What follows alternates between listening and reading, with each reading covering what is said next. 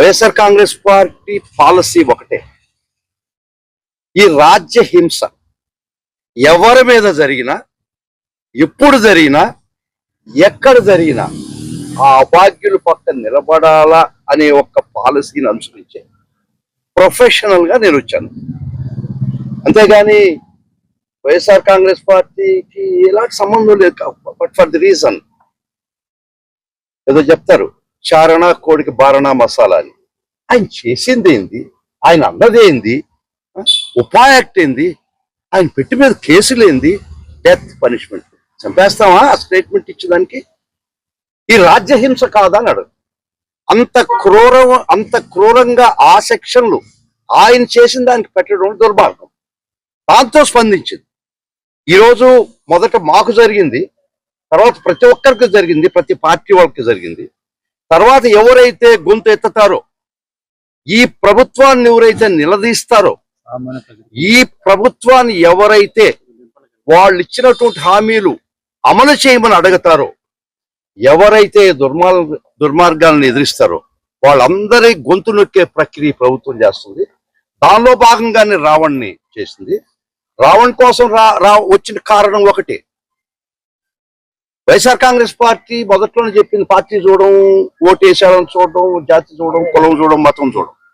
కానీ ఈ విధమైనటువంటి క్రూరమైనటువంటి రాజ్య హింస ఒక సామాన్యుడిపై, ఒక అభాగ్యుడిపై, ఒక శక్తి లేనివాడిపై, ఒక ఏ విధమైనటువంటి వనరులు లేనటువంటి వ్యక్తిపై ఇంత క్రూరమైన చట్టాలు మీరు కేసులు పెట్టారు. కాబట్టి ఆ విధంగా రాజ్య హింసకి వ్యతిరేకంగా, ఈ ప్రభుత్వ దుశ్చర్యలకు వ్యతిరేకంగా, వ్యతిరేక చర్యలకు వ్యతిరేకంగా ఈరోజు రావడం జరిగింది.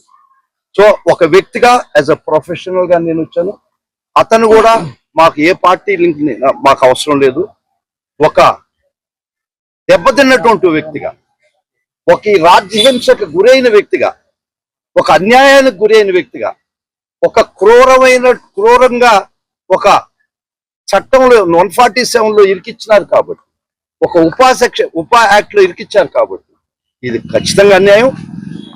అందుకని ఒక వ్యక్తిగా, ఒక అభాగ్యుడి తరఫున పోరాటం చేయడానికి నేను వచ్చాను. సార్, రావణ భార్యన గారు కూడా ఒకరేందండి, రాత్రి వారింటికి పోయి వాళ్ళ భార్యని చిత్రహింస, ఆఖరికి ఇంట్లో బియ్యపు డబ్బా కూడా చూస్తారా?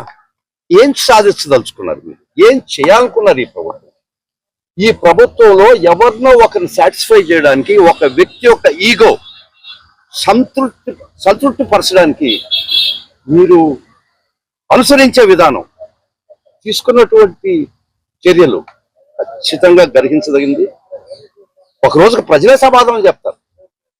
ఈ విధమైనటువంటి నియంతృత్వ పాలనలో, నియంతృత్వ పోకడలో, ప్రజాస్వామ్యంలో దీనికి తావులేదని చెప్పడానికే వచ్చాము మేము.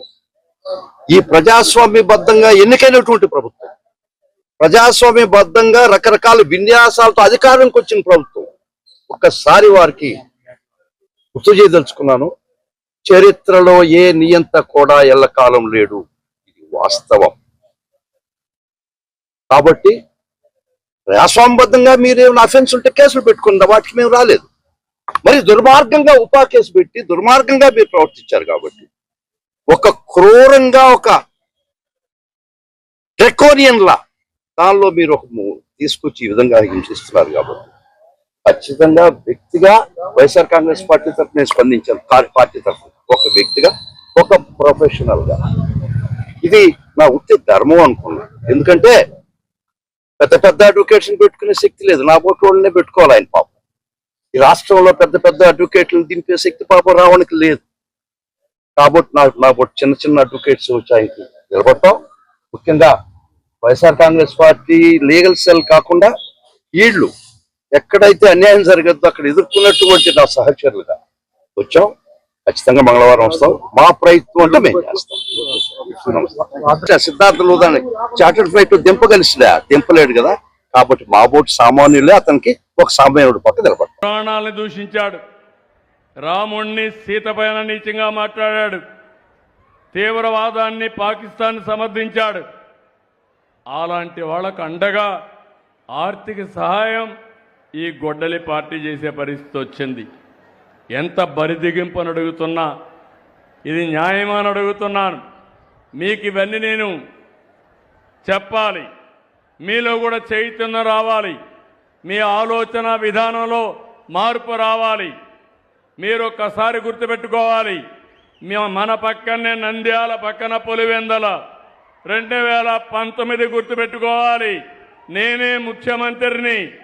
నేను ముఖ్యమంత్రిగా ఉంటే బాబాయిని గొడ్డలతో లేపేసి గుండెపోటుగా చిత్రీకరించి రెండో రోజున ఆ కత్తి నా చేతిలో పెట్టి నారాసుర రక్త చరిత్రని రాజకీయ డ్రామా ఆడి ఓట్లు సంపాదించుకున్నారు. అవునా కాదా?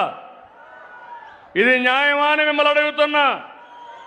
ఒక ముఖ్యమంత్రి పైన ఇలాంటి చేస్తే అబాండాలు వేస్తే మీరు ఒక లెక్క అని మిమ్మల్ని అడుగుతున్నా.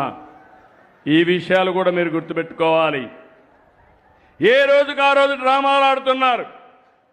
మొన్న తిరుమలకు పోవాలన్నాడు, వెళ్ళమన్నాను, డిక్లరేషన్ ఇమ్మన్నా. నేనున్నాను, మసీదుకు వస్తాను, మసీదులో సాంప్రదాయాలు పాటిస్తాను. నేను చర్చికి పోతాను, చర్చిలో సాంప్రదాయాలు పాటిస్తాను, వాళ్ళ మనోభావాలను గౌరవిస్తాను. మీరు కూడా వచ్చినప్పుడు వెంకటేశ్వర స్వామికి పోవాలంటే మీరు డిక్లరేషన్ ఇవ్వాలి. ఇక ఇమ్మంటే నేను ఇవ్వనంటాడు. నిన్న మాట్లాడతాడు, హే రామ్ అంటాడు. అంటే ఏమనాలి? అంటే ఇలాంటి వాళ్ళని ఏమనాలో నాకైతే అర్థం కావడం లేదు.